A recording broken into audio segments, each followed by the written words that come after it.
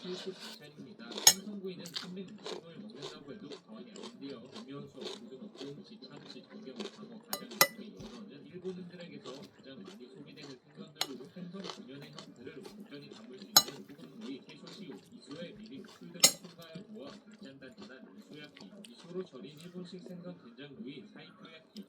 지역마다, 지역마다 생선구이를 즐기는 방식이 전부 다양하죠. 특히 짱구네 가족 아침 식사에서 빼놓을 수 없는 이 연어구이. 일본에서는 꾸준한 인기를 얻는 스테디셀러급 생선입니다. 일본식 아침 식사 메뉴 중 연어 정식이라여 닭과 된장, 계란말이, 연어구이와 야채절임이 같이 나오는 것이 본들인데요. 아침 식사에 기름진 것을 먹는 것을 싫어하는 일본인의 기질에 찰떡. 바쁜 아침 시간 손질이나 양념 등의 번거로움 없이 굽기만 하면 간단하게 맛있게 먹을 수 있으며 구운 연어는 뼈가 적어 먹기 좋고 흰 쌀밥과도 잘 어울리죠. 연어구이 문화는 무로마치 시대 후기 처음 시작되었습니다. 이 시기 일본에서는 소금이 많이 생산되었는데요. 연어가 대량으로 잡히는 홋카이도에 소금을 반입하고 너무 기름을 뺀 연어를 소금에 절였죠. 소금에 절여 보존성이 뛰어나 전국에서 팔리게 된 연어는 빠르게 대중적인 생선으로 자리 잡게 되었고 기름기가 없고 담백한 음식을 선호하는 일본인에게 구이, 조림, 찜 등 다양한 조리 방법으로 필수 식재료로 자리 잡은 겁니다. 일본 가면 연어구이가 꼭 나왔는데 오랜만에 연어가 땡기네요.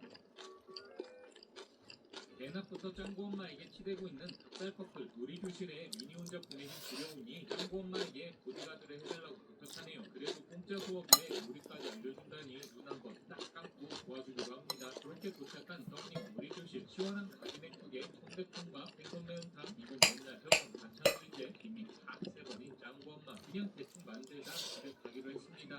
한쪽에선 재료 손질을 못하겠다고 난리, 또 다른 쪽에서는 레시피 기억이 안 난다고 난리. 총체적 난국이었죠. 그렇게 1일 요리 선생님이 되어버린 짱구 엄마. 재료 손질부터 요리까지 전부 도맡아는 걸로 마무리. 로얄모스를 위한 새내기 요리 교실, 아빠와 아이를 위한 싱글벙글 요리 교실, 남녀가 짝을 이뤄 배우는 요리 교실, 무료 쿠폰으로 다녀온 요리 교실.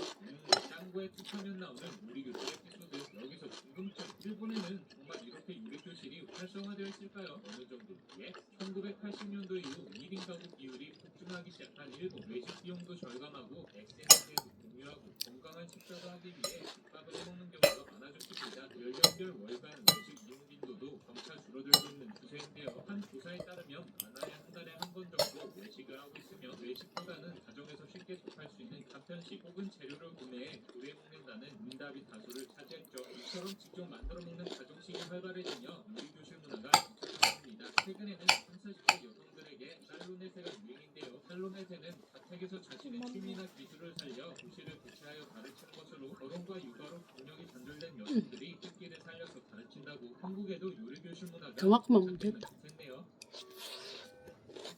짱구가 좋아하는 야끼니쿠. 이 육질 중 보스약 이것만 맨날 먹을 수 있으면 얼마나 좋겠습니까? 하지만 야끼니쿠는 고기가 워낙 비싸다 보니 가끔씩 먹을 수 있는 특식. 짱구네 밥상 단골 손님은 따로 있죠. 첫째, 명란젓. 아침밥에 꼭 계란이랑 세트로 군 명란젓이 올라오는데요. 이렇게 밥에도 먹고 맥주 안주로도 먹고 틈만 나면 먹습니다. 명란젓 선물 받은 거 먹다가 배탈 나서 응급실 실려간 에피소드도 꿀잼이었죠. 이처럼 명란젓은 일본인의 밥상에서 빼놓을 수 없습니다. 전 국민이 가장 좋아하는 음식 중 하나인데요. 좋아하는 반찬 설문조사할 때 항상 1, 2위를 차지한다는. 하지만 이 명란젓 원래 우리나라 음식이었다는 거 아셨나요? 명란젓의 일본 명칭 멘타이코. 이 단어 자체가 우리나라 명태에 아들자를 붙인 단어이죠. 명란젓은 부산의 전통 음식으로 명태알을 소금에 절인 젓갈의 일종입니다. 1949년 일본의 한 사업가에 의해 일본에 전파되었는데요. 우리나라 못지않은 염장 음식 초돌이 일본인들의 입맛을 사로잡았죠. 고춧가루로 빨갛게 먹는 우리나라와 달리 일본은 주로 백명란에 참기름을 올려 먹는데요.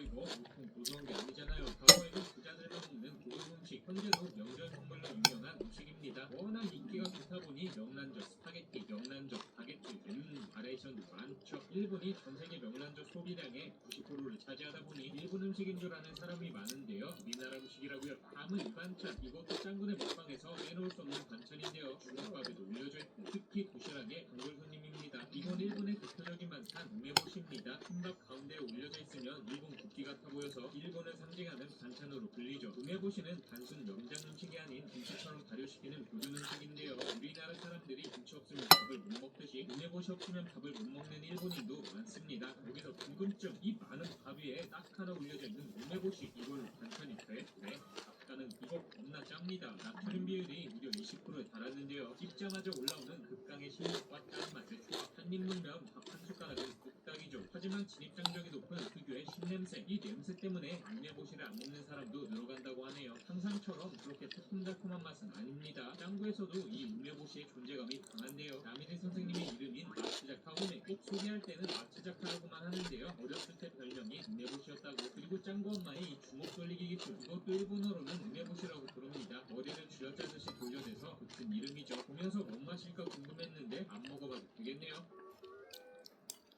짱구에 요즘 자주 나오는 음식점들. 손님에게 화내는 음식점. 카레 우려 먹으러 갔더니 면박 줘서 싸우고 나온 에피소드도 있고요. 손님한테 화내는 라멘집 에피소드도 있죠. 줄이 엄청나게 긴 이 집. 짱구랑 아빠가 라멘을 먹으러 들어갔는데 대화도 금지, 메뉴도 단 하나, 다른 거 물어보는 것도 금지, 전화통화도 금지였죠. 다른 손님들도 다 눈치 보고 먹고 있었다는. 이때 짱구랑 오수가 다른 음식을 주문하고 엉덩이 외계행춤까지 추니까 노발 대박. 결국엔 안 먹는다며 뛰어나온 에피소드이죠. 일본 애니 보면 이렇게 규칙을 정해놓고 손님에게 화내는 가게가 많은데요. 일본 장인이 하는 음식점들은 다 그럴까요? 일본의 장인 정신 세계적으로 유명합니다. 가옥을 물려받으며 대대로 운영하는 가게들이 유독 많은데요. 음식점도 그중 하나이죠. 자부심이 강해서 탐욕스러운 가게가 나머지는 있거든요. 내 그 사람의 아침